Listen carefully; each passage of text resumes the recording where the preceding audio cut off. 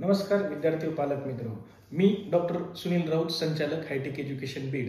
आज आपण चर्चा करणार आहोत ह्या व्हिडिओमध्ये NTA 2025च्या नीटच्या एक्झामच्या संदर्भात आज दुसरी नोटीस आलेली आहे। ती नोटीस आहे की एक्झाम कुठल्या प्रकारे होणार आहे त्याबद्दल त्यांनी पूर्णपणे नोटीस दिलेली आहे। त्या नोटीस बद्दल आपण थोडक्यात आज ह्या व्हिडिओमध्ये चर्चा करू। जर तुम्ही हायटेक एज्युकेशनच्या YouTube चॅनलला नवीन असाल तर जास्तीत जास्त लाईक आणि शेअर करा, जेणेकरून तुम्हाला नवनवीन गोष्टीच्या माहिती या चॅनल मार्फत मिळत राहतील। तर 2024 ची नीट एक्झाम जी वादात सापडली, त्याच्यात बऱ्याचशा गोष्टी घडल्या गेल्या। त्याच्यानंतर बरेच कोर्टाने निकाल आल्याच्या नंतर प्रोसेस आता जवळपास संपलेली आहे। आता 2025च्या आपण नीटची तयारीला लागलेलो आहोत। काही दिवसातच नीटच्या एक्झामच्या फॉर्मची तारीख येईल।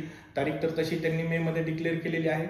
तर त्या संदर्भात आज चर्चा करणार आहोत आपण की NTA जी नोटीस काढलेली आहे की पेपर कुठल्या पद्धतीत होणार म्हणजे 2019 पासून NTA ह्या एजन्सीने नीटची एक्झाम कंडक्ट करायचं कॉन्ट्रॅक्ट त्या एजन्सीकडे आहे। त्याच्यामुळे ती एक्झाम त्याच पद्धतीने होणार की बदलणार ह्याबद्दल त्यांनी आज नोटीस काढलेली आहे।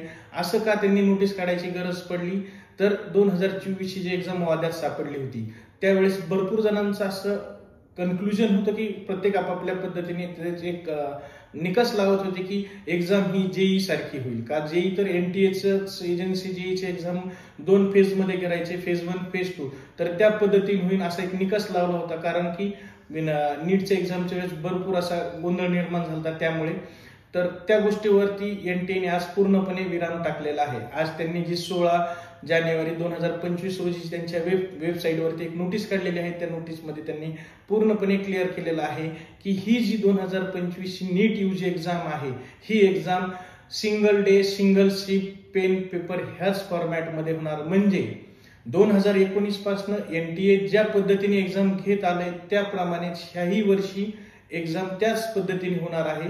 Pen paper single shift single डेच आहे याने। तर ही NTA कडे केव्हापासून होतं तर 2019 पासून होतं। तर ह्या NTA चे जे कंडक्ट केले त्या एक्झामचे नीटच्या यूजी एक्झाम मधून आपण कुठे ऍडमिशन घेत होतो तर MBA, MBBS, BDS, BAMS, BUMS ह्या वेगवेगळ्या मेडिकल आणि मेडिकल अलाइड कोर्सेसला आपण ऍडमिशन घेत होतो।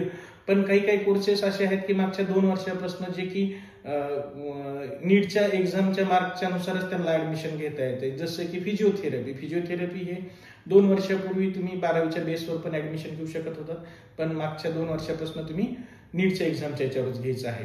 जसं की मिलिटरीच्या नर्सिंग कोर्ससाठीही तुम्हाला नीटचा स्कोर हा कंपल्सरी आहे।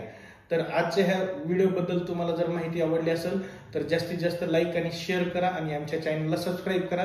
आणि जे कोणी नवीन असतील किंवा तुमच्या कोणी ओळखीचे असतील त्यांना ह्याबद्दल माहिती हवी असेल तर आमच्या चॅनलला लाईक आणि सबस्क्राईब करायचं सांगा। आमच्या चॅनलवरती तुम्हाला अशा पद्धतीच्या नीट यूजी 2025 बद्दलच्या नवनवीन माहितीबद्दल आमच्या चॅनलला लाईक करा। धन्यवाद।